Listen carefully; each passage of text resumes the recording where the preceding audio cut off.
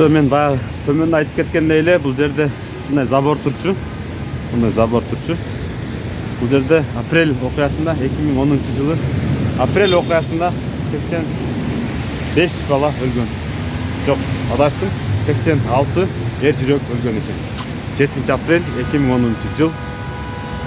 Мындай эрдик кылган азаматтардын жерде силерге түбөлүккө тазим деп жазып койгон. Сам деле эч ким буларды эстебейт. Жайлар жаннатта болсун, мен осодан мусулман. Ито биякта болмуштар, морто жаткандарда чогултуп, пакетти жаман көрсөтүү максат болгон. Именно ушул шиш болгон жерине ташып илинип калган. Ошондуктан кыска айтканда ызаланып, билге келсем мен заборду алып коем деген планы болгон экен. Мына заборду алып койду. Беймарал басып, оно жерде барып кетсин, келсин.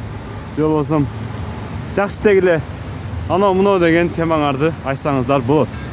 Анткени Кыргызстан демократия өлкөсү, демократиянын туу чокусу.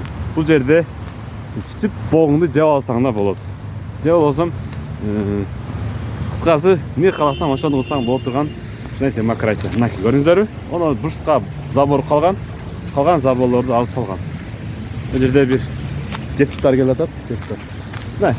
Кыргызстан уникальный, многонациональный, многоконфессиональный, многорациональный ушундай өкмөлөр көп бул мамлекетибизде. Билесиздер. Тамаша. Мынакей ушул ак уйдагы 4 жыл революция көрүп, 4 жыл өртөлгөн ак уй.